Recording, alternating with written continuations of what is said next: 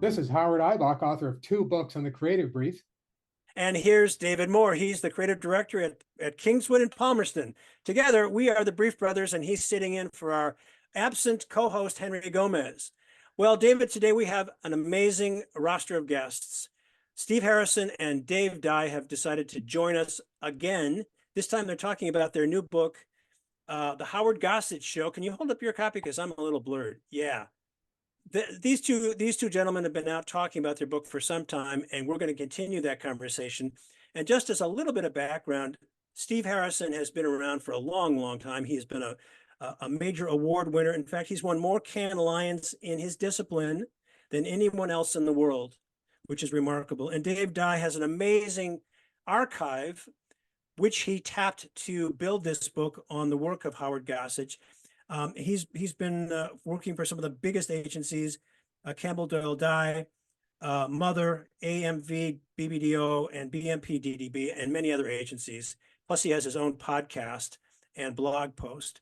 So, David, without a further ado, let us join our conversation with Steve and Dave. All right, we are back for another episode of the Brief Brothers. My co-host Henry Gomez is on the road, so we are joined by our friend and sometime guest host, David Moore. He's calling in from Omaha, Nebraska, and he works as a creative director with a huge encyclopedic knowledge of all things advertising, and he works for an agency, or his agency is Kingston and Palmerston. So David Moore, thank you for sitting in for Henry. We have joining us again. We are graced by the presence of Steve Harrison and Dave Dye. You know, I hate to use words like legends. No. But, you are.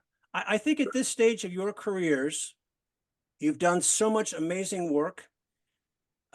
You've contributed to so many brands. You've spoken out on behalf of causes that I think have been overlooked but are needed. I think maybe a moniker that you would agree with and appreciate is educator. Yeah. You've risen to the level where now you are mentoring and educating others of us in the industry that are sorely needed. So we're here to discuss your latest book, The Howard Gossage Show. Now I'm a little blurred out here, so maybe you can't read that, but and David has it. You've been talking about this now for some time. But let me just begin by saying, Steve Harrison and Dave Dye, thank you for coming back on the Brief Brothers. We are delighted to have you. Pleasure. Thank you for having us. Thank you. There is so much to talk about in this book.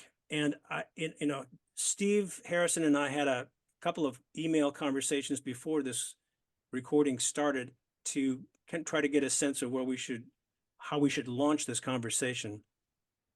So I'm going to start there. And I'm going to begin by telling an anecdote. A number of years ago, well, you all may know that I teach creative brief writing for the Association of National Advertisers, as well as on my own.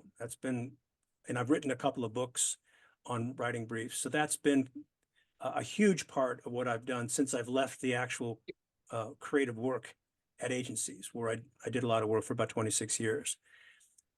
In 2018, I went to San Francisco and did a training with a major high-tech brand who will remain nameless. And I thought, well, I had actually done some freelance work for that company when I was working for a major legacy agency in Los Angeles about 18 years earlier. So I thought this would be a great way to break the ice with the marketers that I'd be working with when I went to San Francisco. And I shared the story that I'd worked on their campaign, and it was an award-winning campaign. It received a lot of attention in the trade presses. And when I shared that story, I saw on the faces a blank stares. The 30 or 35 marketers in the room just looked at me like I'd landed from Mars. They had never heard of this campaign, which was admittedly not quite, but almost 20 years old, but they still had never heard of it. And I wanted to scold them, but then I also wanted to continue working in my field, so I kept my mouth shut. But I was shocked. And I want to use that as a launch point for this conversation, because if we can reduce or summarize what the point of the Howard Gossage Show is, your collection of the best of Howard Gossage's work, which dates back to the 60s, this anecdote that I shared with you and this experience that I had with a major brand whose employees, none of whom had worked there for more than 5 years. So maybe that's the excuse. They've only been there 5 years. They didn't have the time to learn their own brand history. I think it's more like they didn't have the interest. Mhm. In light of the message of your book, Steve and Dave, what's your reaction to my anecdote? Is it unique, or I think it's a cautionary tale. I think it's not unique, that others have experienced this as well. We just don't have a sense of history of our own industry. Could you comment on that? Yeah. Who wants to take this? Steve, do you want to talk, or should I? Yeah, okay, yeah. I'd like to hear from both of you. I should also, well, I want to hear from Dave, because Dave is probably contributed more to an understanding of the forgotten heroes of the past than anybody in the industry. I would point anybody who's listening to this podcast to look at Dave's Stuff from the Loft podcasts and blog. And Dave should be subsidized by the industry for doing this job. Anyway, my thoughts on this is that advertising lacks the structured procedural learning that, say, law, accountancy, architecture, or medicine has. These rely heavily on precedent and on best practice, all of those professions. We've never codified what we do in the same way. There's no respect for the legacy. There's no need for at entry level to be any aware of that legacy.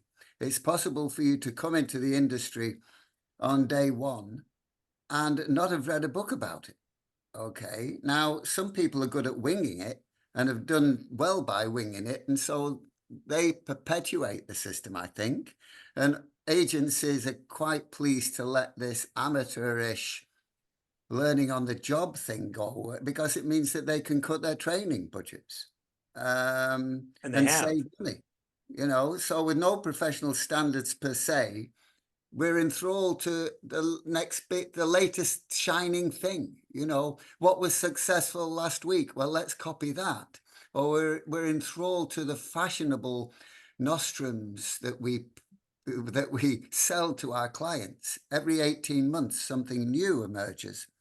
Some of them stick around for a while, and I think we might be talking about social purpose in a couple of minutes, but that is one of those silver bullets that we flog to our clients on a regular basis because we don't really know what we're doing.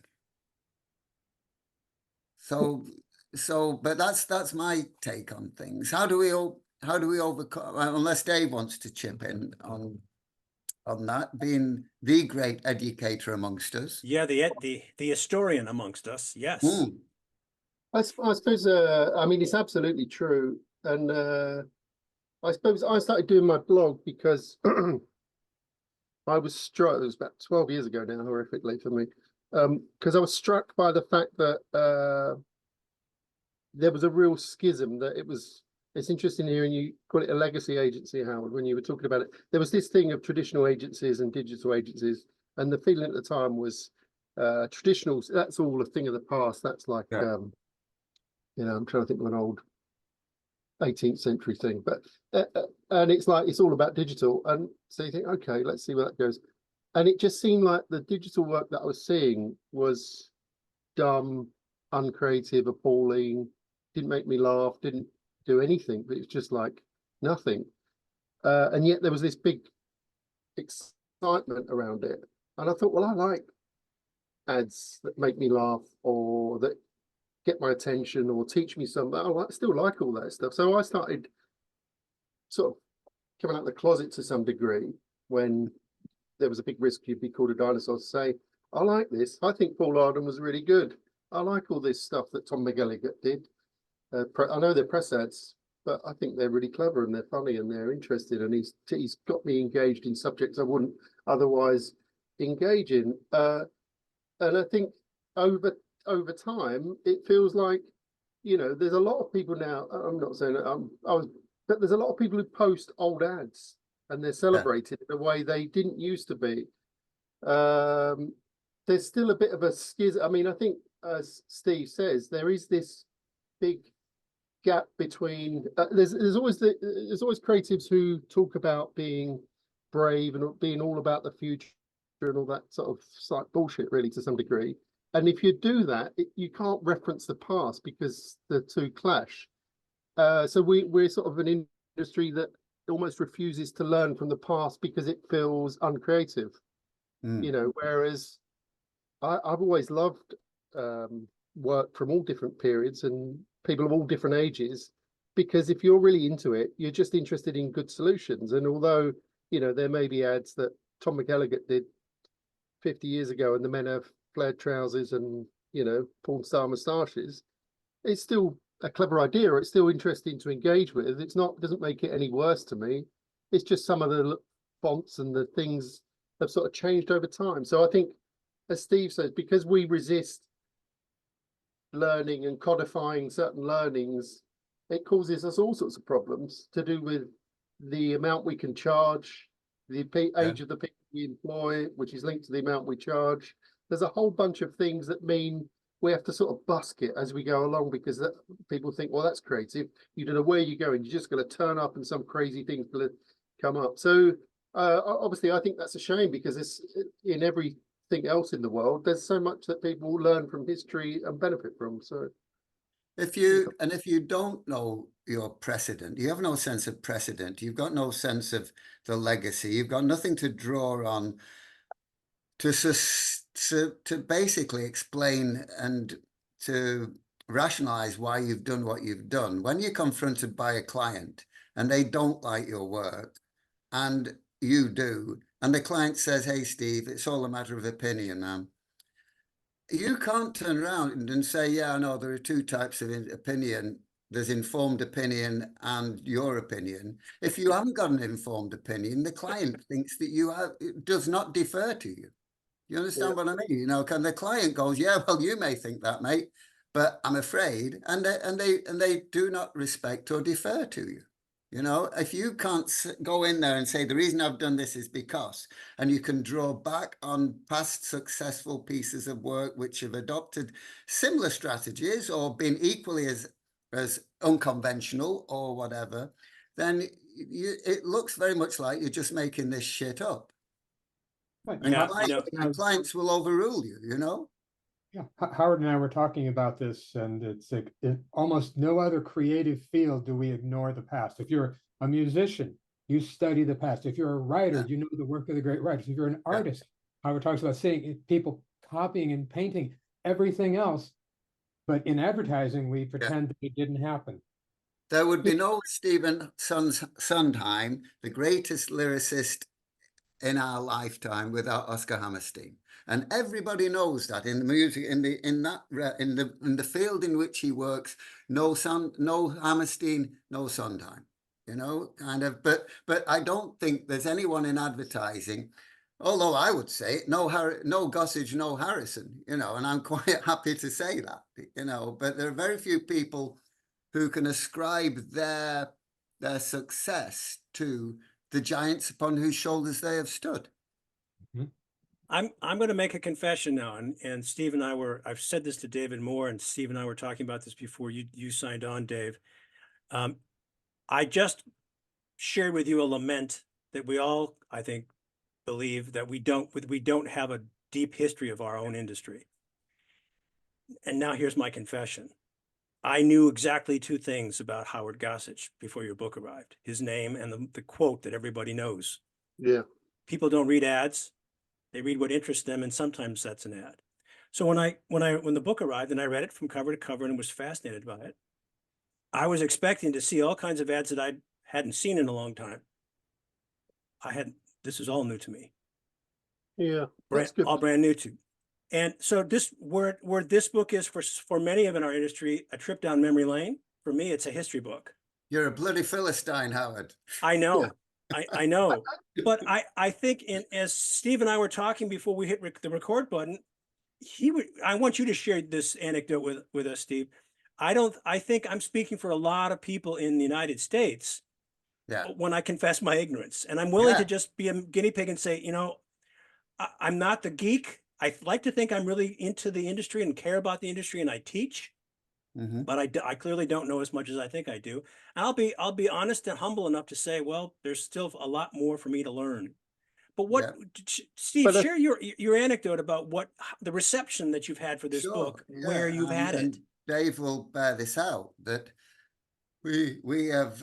I have been invited to speak in Bratislava, Hamburg, Brussels, Copenhagen, right?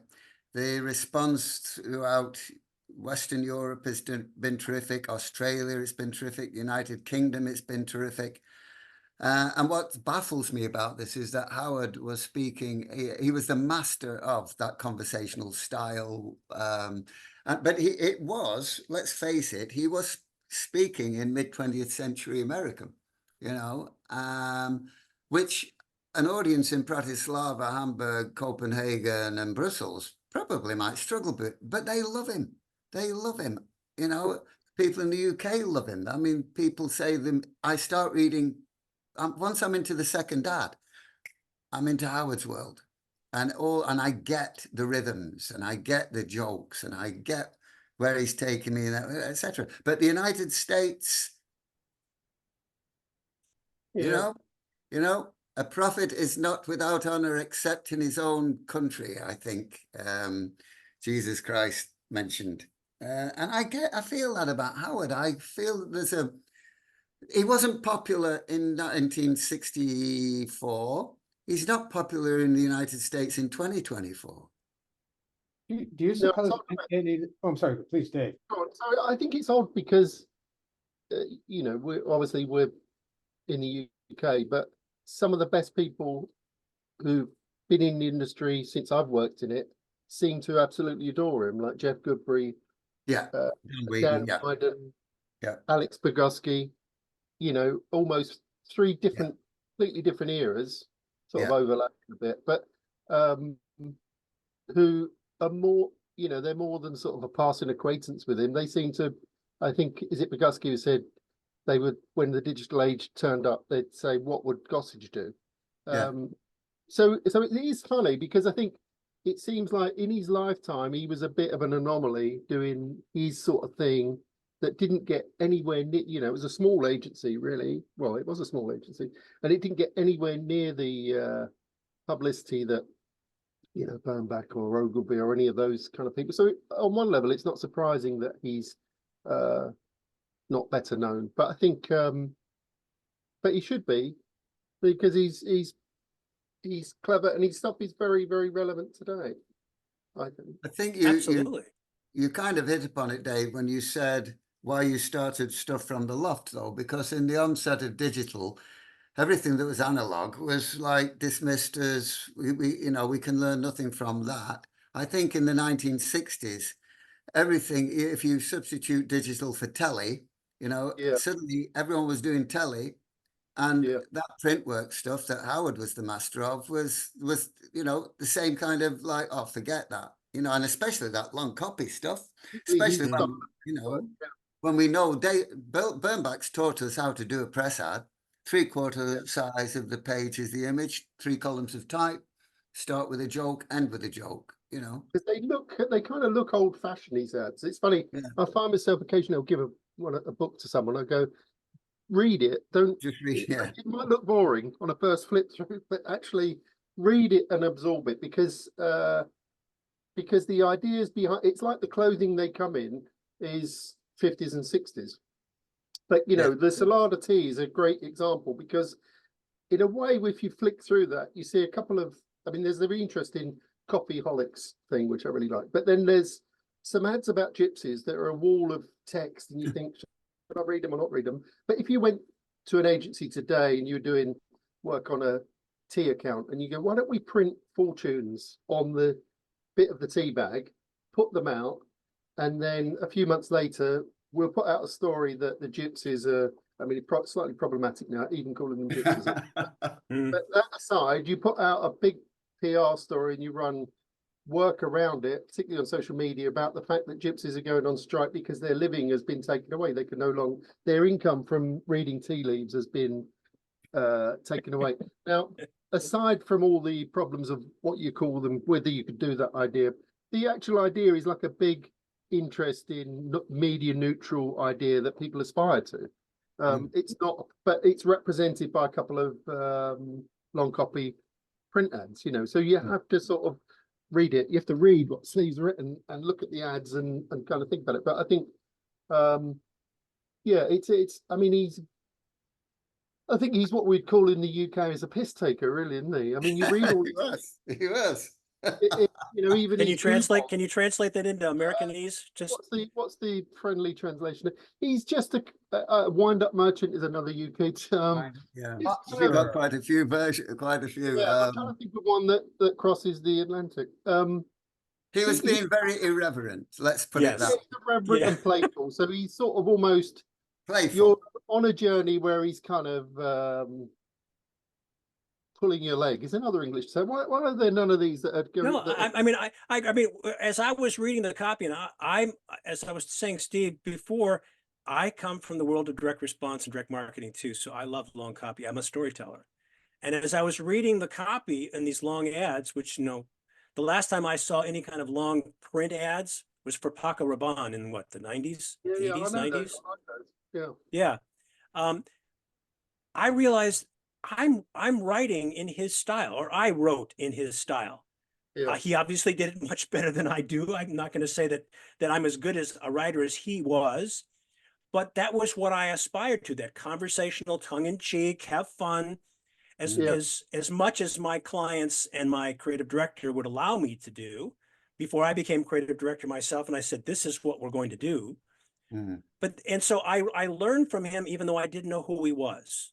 Yeah. I mean, I've done I did a lot of reading and caught up with, because I had no formal training before I became a copywriter, but I read the books and I studied the ads and I quizzed my creative directors. I said, what about this and what about that? So I did on the job training, whereas today there are so many more programs out there. This is a bit So of a sorry, sorry. Go on, carry on, sorry. No, I mean, it is slightly changing, but I recognized a kindred soul in Howard when I was reading your ads.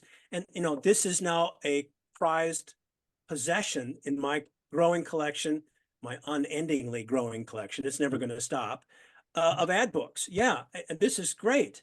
So wonderful.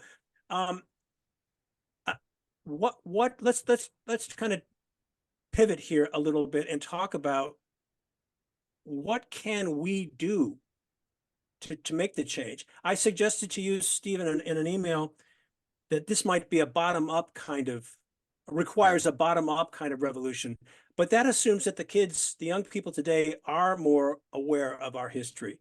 It just doesn't seem to me like a top-down kind of, the creative leaders are going to insist that we learn more about our history. How do we go about changing this? Well, the problem is no one's in charge of there's no CEO of advertising, is there, who can say, why don't we restructure it, get in, you know, a broader range of age groups and do this. And it's all based on individual agencies of their own income and their own issues. So I think it's just going to rely on people coming through who, as it always is, who kind of take in references and they pull in things that they like and they kind of find a way to do it themselves. I think, you know, I like his irreverent, I suppose you would call a lot of his work meta, which sounds obviously a word, I don't know whether that even existed, presumably didn't in his period. Would it have done? Meta?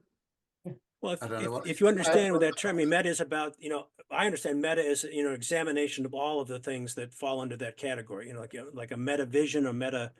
Yeah. Well, in the sense that it's almost poking fun at advertising and it's self-reverential and it's, you know, so I kind of like that idea that it treats people intelligently and we all know what the game is here. So let's kind of have some fun and get through it rather than things seem to have got terribly worthy. And, you know, sometimes me and Steve have talked about this and you don't know whether it's more worthy. It was always as well, you know, it's hard assessing it, you know, through the years, but it seems terribly serious, everything. It doesn't seem like there are many voices, you know, making fun of themselves, the whole process, really. I think everyone's realized that. I when we were writing this thing, early doors, I said, we have I always say this, that, because I think it answers your question, Howard. I said to Dave, you know something, we've got the Gestalt by the bollocks here. You may want me to explain that term as No, well. I Another- understand that one. Yeah, we have the Gestalt by the balls here. I think there is a general consensus that there's been we are emerging hopefully through a decade of hyper seriousness in our industry. I attended the John Caples Awards on Thursday. That Yep. used to be, as a direct marketer, you will know how I have one. prestigious they used to be. You probably got a couple, eh? I have, yes, I did. I have one of which I'm most proud when I worked for Ruben Poster in Santa Monica, and they launched their Honda Insight, their first gas electric hybrid. Yeah. So Wow. that was quite an honor. Did you end up at the Waldorf picking it up? Because they used to I was have the a- awards there, if I remember rightly. I was a lowly freelance copywriter and was Oh, not yeah. invited to go. So I was just happy to receive the news that we'd won. Okay. I don't actually have any hardware, Okay. but it's on my resume. Good old. Anyway, I'm at the Caples. It's been bought by a wonderful man. Again, another custodian of advertising law, a man called Patrick Collister, who bought the Caples in order to save it, really. And he runs it now. And the entries were from all over the world. He's done an excellent job. He also did a very good job of getting Sir John Hegarty to come and be the guest speaker and to be Wow. interviewed. Yes, I know. So I'm glad you all know Sir John. I'm trying to And get him on the podcast, but he's a hard man to get. He's a He little, is, he is. yeah. So, but at the end of the interview on stage, his interviewer said, "And how would you describe your work? What would you say is the focal point of why you've been successful?" He said, I never really thought about this until I started thinking about the work that I admire, the work that I always aspired to. And then he says, and you know something, I think my work also can be described thus. And he said, and I describe it as irreverence, that the best work is irreverent. And then we proceeded to see an hour and a half's work that had won the Caples, and You can say kill fuck. me now. Kill me now. It was like I've never needed a drink so much in my entire life. It was gloom in bloody buckets, I can assure you. And I think that there's a realization that we are boring the shit out of our audience. There's a man called Peter Field. Let me get this. Peter Field, he is the IPA's guru of effectiveness. Okay, the Institute of Practitioners in Advertising. And he is and they're most famous for their effectiveness awards. Yep. And he is Familiar their with it. guru of effectiveness, is Peter. And he has produced, last week, produced a report called The Cost of Dull. The Cost of Dull, D-U-L-L, I've heard of this. dull. And he says, we're not saying dull campaigns are ineffective. It's just that they do not work very hard. And you get a much, much bigger performance out of those more exciting campaigns.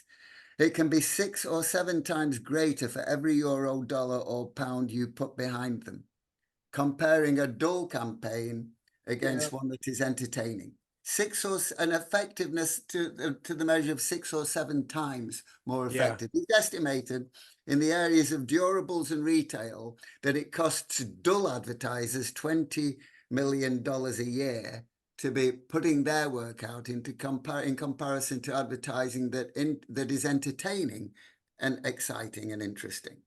So I think we've got the Gestalt by the bollocks. I think this book is all about being fun, making your brands famous, and you make your brands famous not by hyper-targeting, that myth that everything can be done by delivering your message to the person at the moment when they're just about to consider the purchase. Oh, that's a myth. I mean, that just causes people to, that produces non-idea driven creative. Exactly. Ideas free, completely ideas free. Absolutely. Work. That you make people famous by appealing to the general public. You get the general public gossiping about you.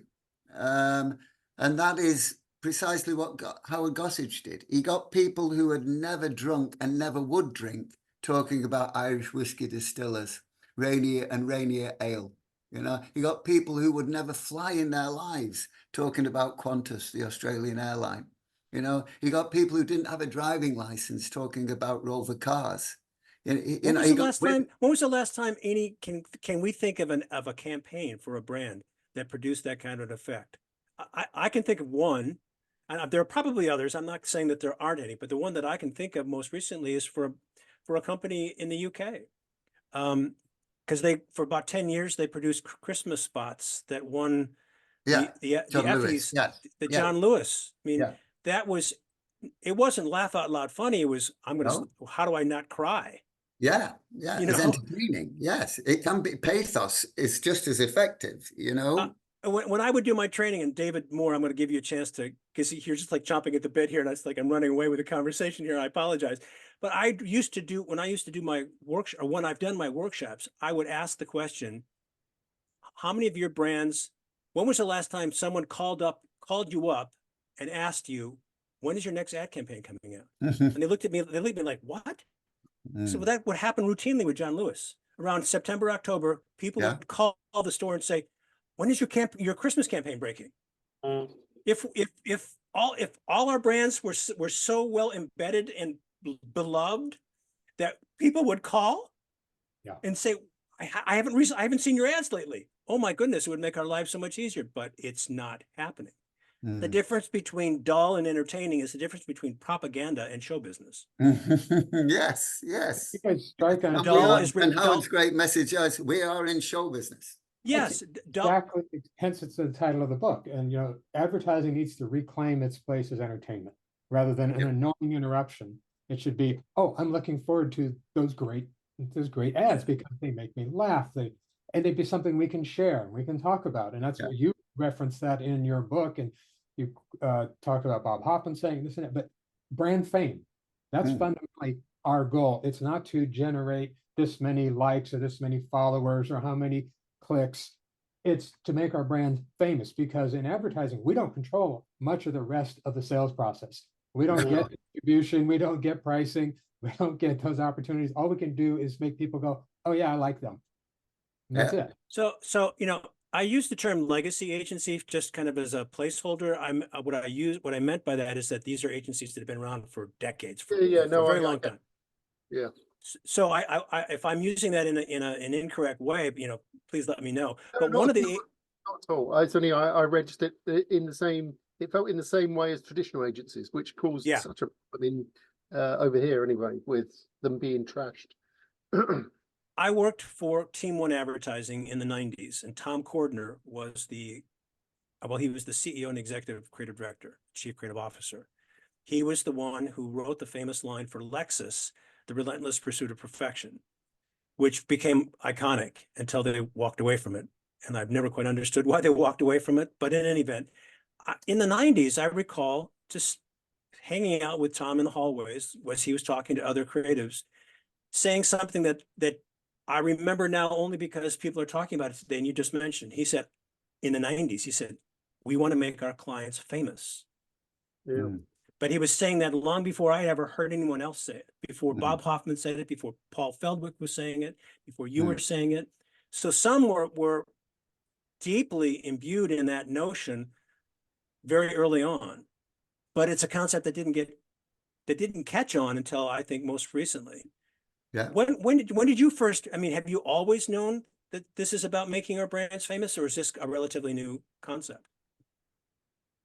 Well, I mean, we grew up, the reason probably Dave and I came into advertising was because advertising was part of the warp and weft of our lives. You know, when I first took amphetamine sulfate, am I allowed to say that on this podcast? The guy who gave it to me said, "You'll be going up that hill as fast as you come down it."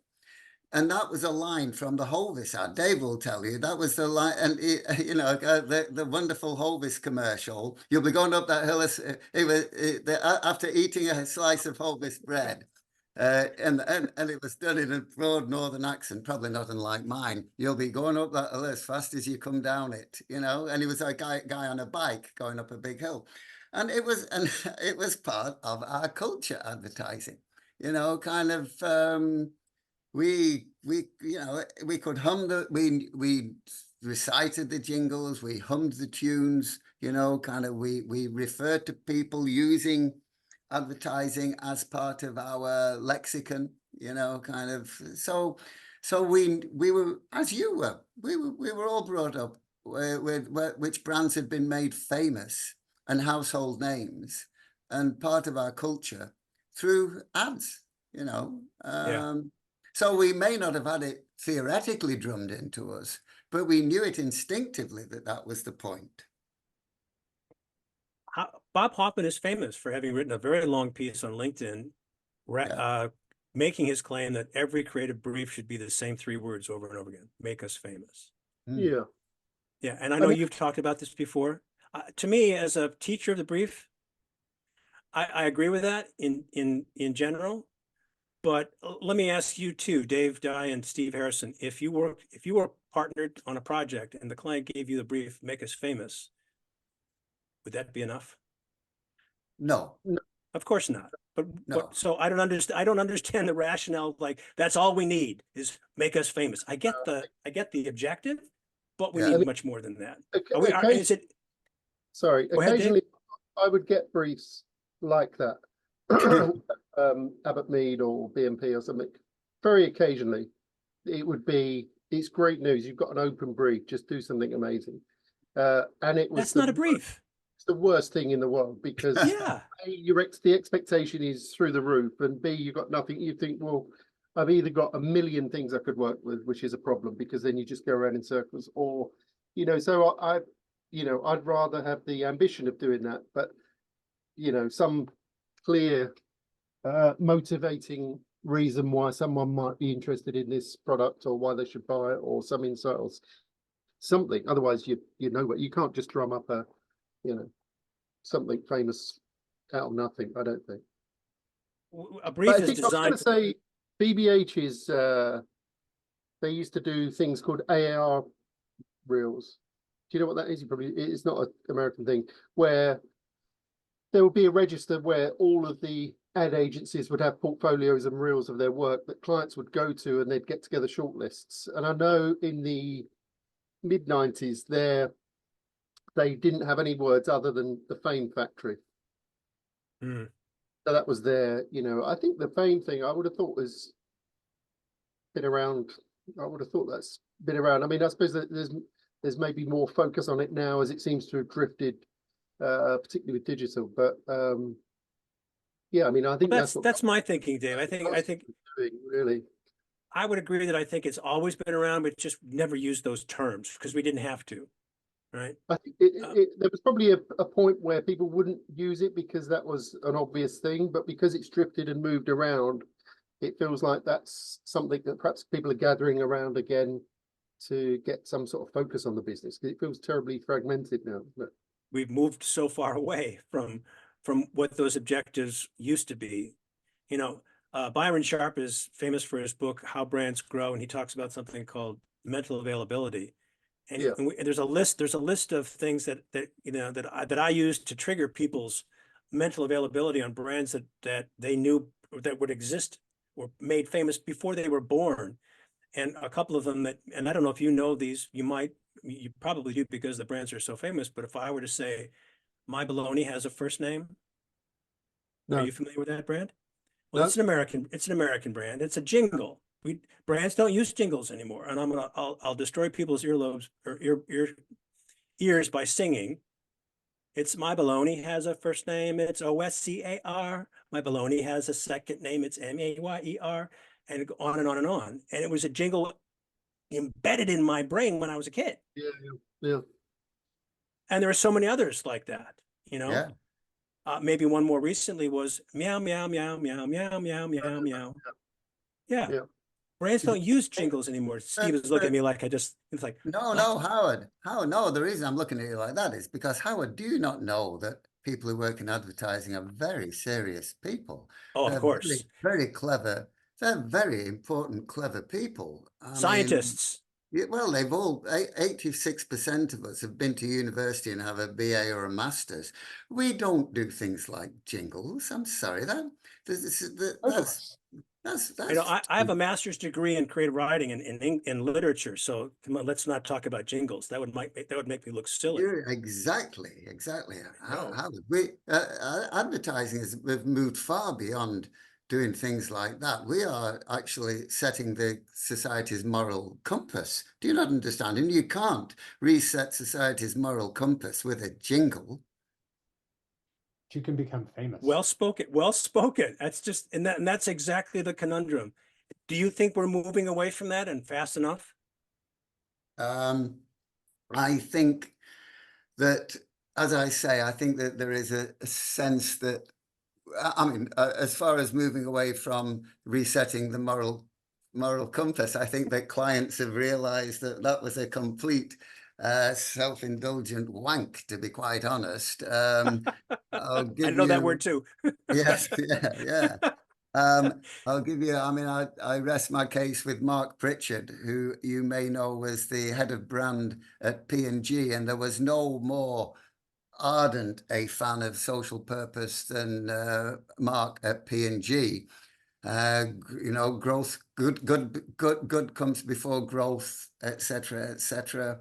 Well, now it's nearly 2 years ago since March, since Marx told the Viva Tech conference in Paris, the industry in general has just gone too far into the good and potentially not paying enough attention to growth, and that growth must come before good.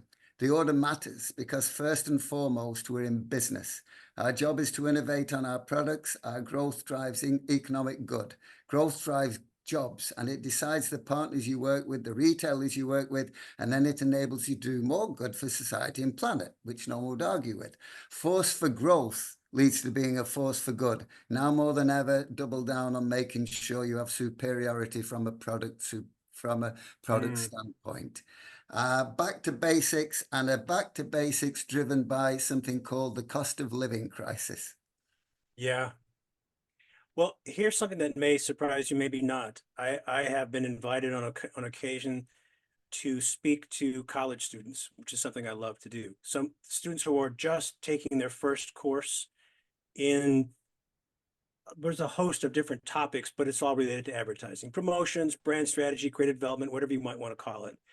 And I have always begun the talk by asking the question, how many of you could give me a good definition of capitalism or free markets? And I would get, they'd kind of meander around the definition. They weren't quite sure what it was. And I'd say, well, let's just say that it's a voluntary system where someone who has something to sell meets someone who has some who may want to buy it. Now that's a very simplistic definition, but I'd say by that definition, how many of you would call yourself capitalists or free markets? And there would be some classes where 25 out of 30 of the kids would raise their hand and say, yeah, I believe in free markets.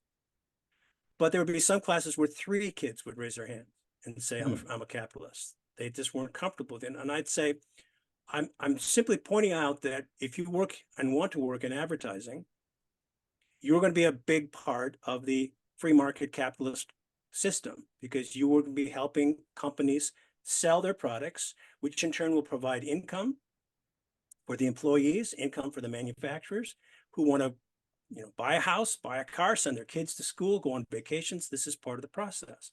If you're not comfortable with that, if you're not comfortable selling Pop-Tarts and toilet paper and toothpaste, there are other things that you can do. Now, I didn't take a survey to find out how many decided they were going to change their minds about going into advertising, but it is something that I'm not sure a lot of the kids are cognizant of when they're starting out. What has been your experience when you talk to young people?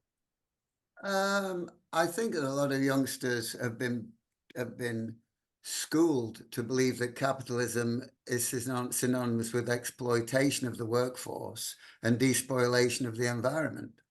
And so those who come into the industry who've been schooled in that at the universities, and I've just said that 88% of our workforce have been to university. There haven't been, I doubt they've been given too many lectures in the advantageous benefits of capitalism, but I'm sure they've been exposed to quite a few lessons in its disadvantages. So I think that you get a lot of people who've been coming in and they do hold their noses when they have to do the work which has a commercial purpose, and are much more inclined to be working on the campaigns that have a social purpose orientation. Plus the fact that they have been introduced into an industry where the definition of creative excellence has been progressively adjusted, so that creative excellence is now defined as something that has good social outcomes and not good commercial outcomes. That for 10 years, industry institutions like the D&AD and probably our press have promoted that view, that excellence in creative excellence is now almost synonymous with a social good as opposed to a commercial good. Yeah. Dave Dye, do you have any thoughts? I don't know really. I suppose the thing that it reminded me of is that when I do interviews on my podcast, you know, I try and get people that I admire, and they're generally very successful, run their own businesses, done lots of famous work, and they're kind of like entities in themselves. They're not wishy-washy thinking, should I go here, should it be? It's like they've got their own mission, their own way of doing things, and they sort of go for it. And I think one of the problems that advertising has now is that, you know, certainly when we got into it, there weren't many. If you were sort of creative in some way, you could draw, you could write, you thought you were creative, there weren't many outlets, and advertising was probably the best paid, most public, one of the most public ones. So lots of clever, difficult people, ambitious people went into it. Whereas I think now it's certainly pretty poorly paid, really, for people getting into the business now. You know, if you could go to Apple or Google or in gaming, or there's a whole bunch of Netflix you could, but it doesn't compare if you're leaving college to do that. So it's kind of fallen down the list as so. And I don't know how many amazing people are getting, you know, pumped out of college that are picking advertising, whereas they used to. And I think, you know, there's I don't know how many people you would say a decade really influence and change advertising. It wouldn't be many, but you need those to publicly vouch for it and to do things different ways and to challenge the orthodoxy and all of that stuff. And that's a sort of combination of talents, not just, you know, what they can do with a pen, but just their determination. I think there was a talk by David Abbott when somebody asked him the question, what's been your most useful, what do you think someone needs to succeed in advertising, or what do you think has been your most valuable skill, something like that. And there's a lot of things you imagine it might be, and he said resilience, which is quite interesting for me, because a lot of people, you know, you would see the poorer creatives that you would work with over the years wouldn't often be that they were not creative enough.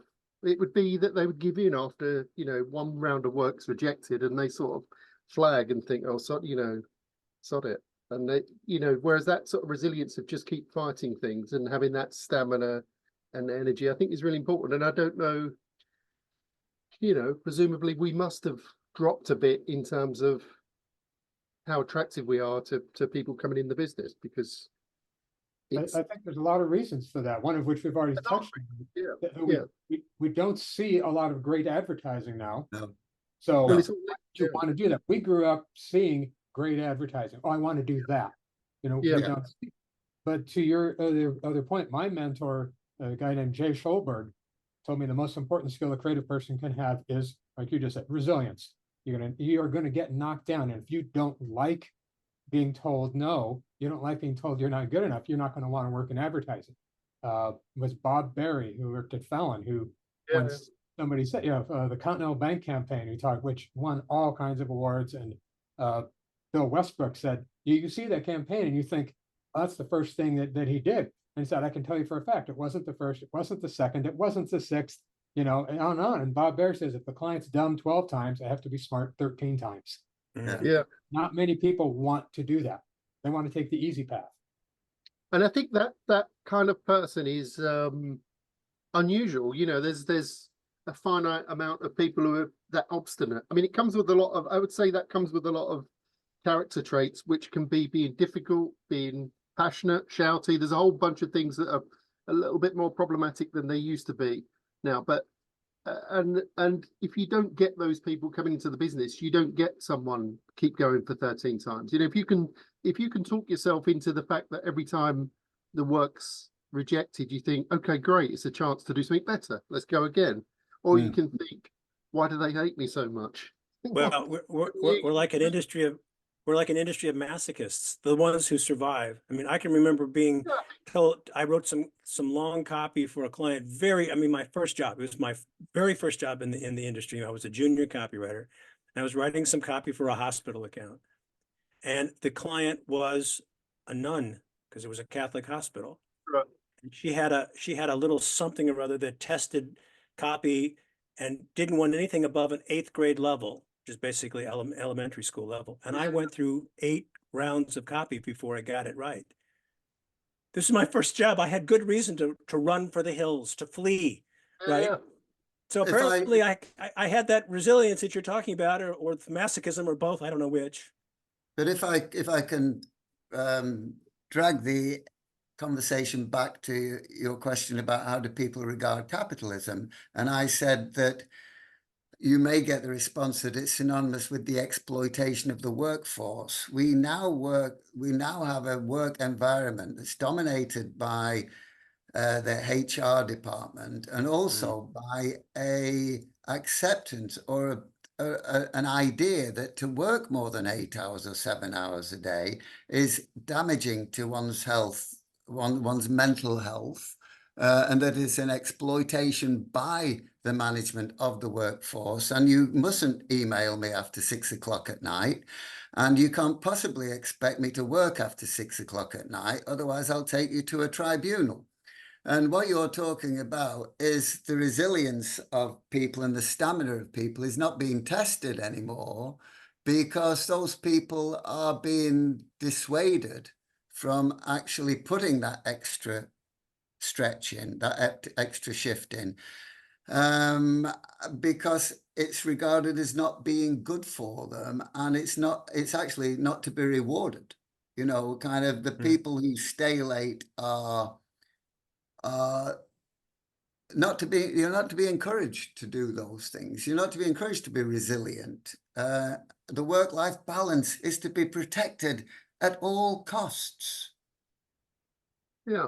And it's hard to argue that. You either want to do it or you don't. You know, there was this thing. Well, people always went home at 6 o'clock, and people and 10% always stayed until they'd finished, until they'd done the job to their satisfaction. I never did the job to my creative director's satisfaction. I did the job to my satisfaction. And I think the good people have always done that. But I think that the good people are now being, there's a danger that they are being, it is frowned upon as aberrant behavior, as opposed to admirable behavior. Do you understand what I mean? You know, the I mean, always... there is a fine line here. If you're familiar with James Webb Young's book, A Technique for Producing Ideas, he does emphasize the importance of knowing when to walk away, to allow the subconscious to take over. The basal ganglion, yes. Yeah, I think that's fundamentally different from the point that you're making, but I just didn't want to, I wanted to make that distinction, because walking away doesn't mean going home at 5. No. It means I've been working on project A since after lunch, and it's now 6 o'clock. I need to move project B and put project A out of my head so that I can let my subconscious take it. Howard, James Webb Young says, prepare for the subconscious to give you the idea at 4 o'clock in the morning, and have a pad right by your bed, which nowadays would be regarded as a mental health issue, right? Abuse. Yeah, Abuse, exactly. right. Yeah, you don't expect me to take a pen and pad to bed with me. how But I dare think- you? You know, kind of. The best of us will recognize, and because they've heard it said before, I get my best ideas when I'm Yeah. walking the dog, I'm taking a shower, doing all the things that have nothing to do with your work. And the best of us will have that pad of paper and pencil next to Exactly. our Yes. pillow and carry around a notebook all the time. The best of us will do that. You know, Yes. I've got, But you know, I've we're got not all, encouraged. My argument is we're not encouraged to do it anymore. yeah, yeah, And Well, seven out of 10 is good enough now. yeah. I'm gonna bring it around to something positive and tie these things together, though. Howard, one of your questions earlier was how can we let more people know about Howard Gossage and the work and all of that, and why are these agencies, you know, the creative, not as good? It's because the big multinational company, the holding companies, are all about cutting down the bottom line. But what I see happening is more and more independents are starting up. And a lot of it is people of a certain age who get squished out because they're too expensive for that hourly thing. And what that does, though, it gives those people a chance to share the news and the pieces. And I'm going to give Steve credit. One of my favorite quotes is in your book when you say, I hire curious people in both senses of the world. And that's what I think it's going to take. People who are not only want to learn this, but are a little bit odd, a little bit different, who aren't satisfied. So I think that's the opportunity. Is I see that clients are getting tired of the giant holding companies and all of that. And there are opportunities for fresher, younger, smaller, more curious, more ambitious creative groups. So that's where I think the positivity comes, and I think the book is going to help that. I think you're right. I think that Howard started by saying, well, if people aren't interested, what do we do? You know, kind of how do we overcome this indifference? And I think that, as Dave hinted, he said that the 10% of people, 90% of people have always just gone home and aren't that bothered, you know, but the 10% of people are interested. And I think that's who this book is aimed at. And that's who this podcast is aimed at. People who are good listen to podcasts, they read books. And so I still think that this is I still am very encouraged that people will read this book. They will read Paul Feldwick's book. I think between the two of them, they complement each other perfectly. Dave and I have been asked to come into Ogilvy, to Saatchi, to Havas, to half a dozen other agencies. There is a sense that this message is appropriate and timely. And I do think that there is a, you know, kind of, and of course, only 10% of the workforce will turn up at any of these gatherings. And there's always been the case, whenever you've done a seminar, anyone, the people who don't need to turn up are there. And the people who do need to turn up don't bother. So, you know, kind of, you know, the people who don't need to read stuff from the loft, read it every week avidly. The people who should be reading it don't even know it fucking exists. Right, You know? right. So, well, let me use this opportunity as we're wrapping up here to ask both of you, Steve and Dave Dye, to choose one or two things that you discovered about Howard Gossage when you were putting this book together that maybe you doesn't get covered, doesn't get talked about as much as you'd like, to share with that as we wrap up. I've been gassing all day, Dave. Do you want to have a pop at that? God, one or two things. There's going to be a lot of worms. You're going to have to edit out here, Howard. Well, Dave, you've got to say that 350 ads you discovered, for crying out loud. It's incredible. Yeah, I discovered a lot of these ads, which was interesting. Because I'd always I'd bought the book of Gossage, which was great, but it didn't have many pictures in it. And then also I've got lots of awards annuals from particularly America, and they don't have many of his ads in there too. So I always thought it's sort of strange that he was kind of quite well known amongst certain people, but there wasn't lots of his work that you could access. And the combination with Steve giving me different things that he worked on at different points, and after a while you could kind of almost think that could be one of his ads, you know. So there were a few that I came across in Old New Yorkers that I went to said, Steve, this feels like one of these. What do you think? And then some of them miraculously were, which is unbelievable. But I suppose it's just looking at his stuff enough. I think, I mean, the main thing that I like is I mean, I would say a bit like Hegarty. It's interesting. I'd not heard that Hegarty had said that, the irreverence. And I kind of really like that because, and I think obviously I would say the same with Gossage's stuff, that it feels like, you know, they used to say that the best work feels like it's a one-to-one conversation with a friend, and it feels like he's engaging with people that he likes and kind of playfully messing around and taking the piss, and you know, it's fun to engage with him. And I think, you know, even the coupons are funny. You know, I could do a quite an interesting blog post on just all these coupons that are funny and interesting. Please do. Yeah, maybe I should. Maybe that's another way to. So it's just that sort of attitude, and also the volume of stuff he did, because he seems to have written virtually everything, and there's tons of it. And in a time when it was a much more, you know, it wasn't like writing it on your laptop and emailing it across to someone to production. It was a lot more complicated then. So yeah, I mean, a combination. I like these ideas that are bigger than the execution. They're like I said about Salada, you know, let's print these on the ends of the tea bags. Then let's have a campaign of a backlash with the gypsies, and there's a play on that. You know, they're sort of notions that he puts out that get into people's heads, and they make the various brands famous. What would have Salada Tea's ad budget been? Not huge. The same as all of these things, you know, lots of these things weren't massive budgets.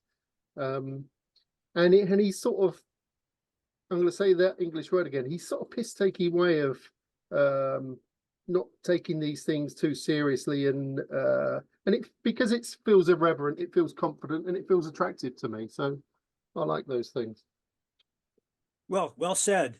Steve, you had a moment to think about it. Well, I would hasten to add that the Salada Tea reference was one that Dave found. I had no idea that this campaign, or that they were a client of Howard's. But Dave went through every issue of the New Yorker from 1956 to 1966, I think it was. And that was one of the many that Dave sent over and said, I think this is one. I think this is one. And he cross-referenced that with finding that Stan Freberg was also involved. Now, Freberg was Howard's great collaborator. So from another source, I found Freberg's radio spots on Salada Tea. So it had to be, you know, kind of a Gossage campaign. Forensic archiving. You know, fabulous stuff. I'd go along with Dave. How prolific the guy was.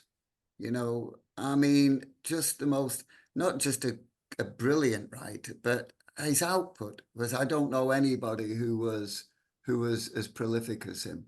And it's not surprising that he had such a run of brilliant work, right? From 1955 and the Qantas Kangaroo through 1966, when he burnt out, you know, kind of the guy just had enough.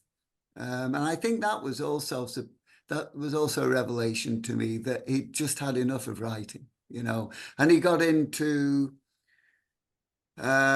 celebrity culture, you know, kind of making Marshall McLuhan.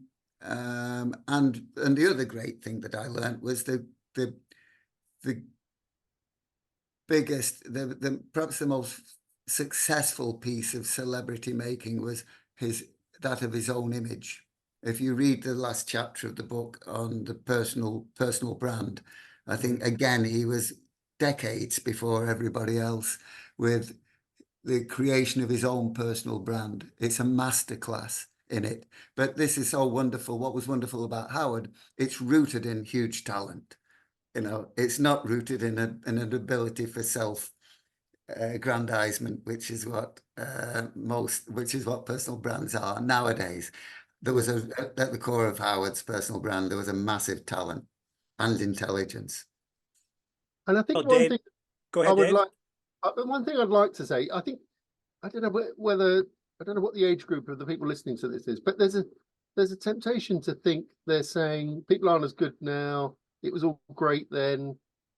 It's all over. And I think the reason for doing books like this is just to help people as a springboard and give an example of what you can do. And I think I would hope that people take this and it will be helpful. You know, there's a lot of great people around, and if they read a lot and learn a lot, they'll be even better. And I think, you know, there are issues that obviously Steve and I, all of us probably have been through this changing culture where working very hard is not potentially a bit not frowned on. I'm sure people work really hard now, but it's changed a bit. So when we cover these things, it's just to say it's in your hands. Do whatever you want to do. Be as good as you want to be. Learn stuff. Try hard. You know, it's not all over. It's just, it can sound a bit gloomy sometimes, I think, particularly when I'm talking. But it's not to be. It's just. We should say that we are not saying that it was all great. Then I mean, Howard went out of his way to say how shite most advertising was. I mean, Howard's whole shtick was advertising is so rotten that it rots the paper in which it appears in most cases. So this is the advertising certainly had its problems back in Howard's day as well. Oh yeah, I mean, Steve says in going through all those New Yorkers, you can't believe how awful most of it is. It's just shockingly bad. And I think there is a risk that if you're 25 now and you look at a book on Bernbach and a book of Goth, and you think, God, everything was amazing then. But it wasn't. These are the absolute tip of the 2%. In the same way, the small percentage, in the same way that now there would be a small percentage. But well, so we just off and brought it forward.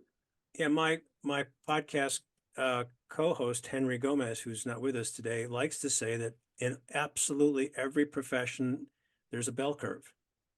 There's going to be some people on the far side who are completely incompetent and have no business being what they're doing.